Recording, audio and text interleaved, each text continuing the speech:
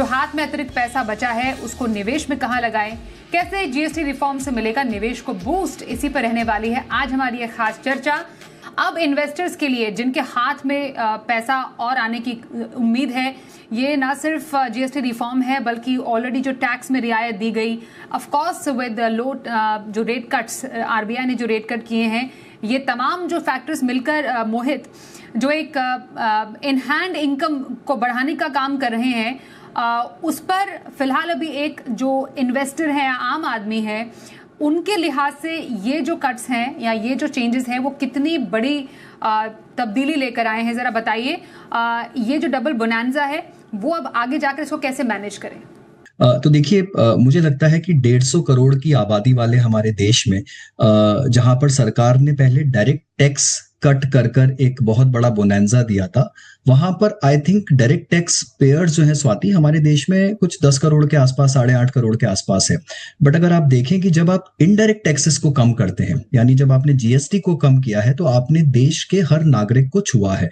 आपने हर नागरिक के हाथ में एक एक्स्ट्रा इनकम, एक एक्स्ट्रा डिस्पोजेबल इनकम मुहैया करवाया है। आपने उनकी सेविंग्स में बढ़ोतरी की है, राइट। तो चाहे वो आप हो, मैं हूं या कोई भी और है, सबके हाथ में अब एक एक्स्ट्रा अमाउंट अवेलेबल रहेगा।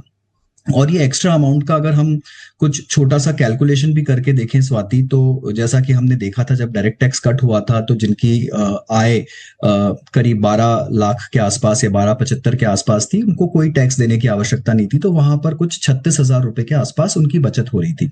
इसी तरह अगर आप देखें तो यहाँ पर इनडायरेक्ट टैक्सेस से एक आम आदमी के घर पे, एक middle class income house hold के घर में कम से कम 3-3,500 रुपए की बचत होने की संभावना है।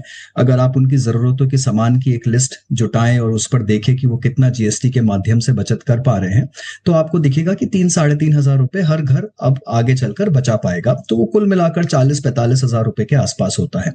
तो ये डायरेक्ट टैक्स का छूट और इनडायरेक्ट टैक्स की छूट, दोनों को अगर आप मिलाकर देखें तो एक बहुत बड़ी एक्स्ट्रा सरप्लस इनकम जो है वो अब आपके हाथों में रहेगी। क्या करना है उस इनकम का? देखिए, इसके कुछ फंडामेंटल पर्सनल फाइनेंस के रूल्स होते हैं, और जैसा हमने अक्सर आपके शो में भी कहा है कि जितनी आप बचत कर पाए उसे आप पूरा खर्च मत कर दीजिए। सबसे पहले आप उसको निवेश में डालिए। निवेश में कितना हिस्सा डालना है वो हर घर का एक अपना संतुलन होगा, पर मुझे लगता है कम से कम 50% हिस्सा निवेश में जाना ही चाहिए। इसका आप 30% हिस्सा अपने जरूरतों के सामान को थोड़ा अच्छा करने में लगा सकते हैं, और 20% हिस्सा आप अपने डिस्क्रिशनरी एक्सपेंसेस, जो कि आप ट्रैवल पर या आउटसाइड रेस्टोरेंट्स पर या कहीं खर्च करते हैं, उस पर आप थोड़ा बढ़ा सकते हैं। बिकॉज हर कोई चाहेगा कि अपनी लाइफस्टाइल को एक नॉच ऊपर लेकर जाए। तो अगर ये 5-3-2 या 50%, 30%, 20% के अनुपात में अगर आप इसको अपने इन्वेस्टमेंट्स, अपने जरूरतों के खर्चे और अपने डिस्क्रिशनरी एक्सपेंसेस, इन तीनों को उस अनुपात में बढ़ाएंगे, तो मुझे लगता है कि हर हाउस होल्ड एक डेफिनेट तरीके से सेविंग्स कर पाएगा, डेफिनेट तरीके से वेल्थ क्रिएशन की प्रोसेस में लग पाएगा, और थोड़ा सा अपना स्तर को भी ऊपर लेके जा पाएगा इस नई बचत के चलते।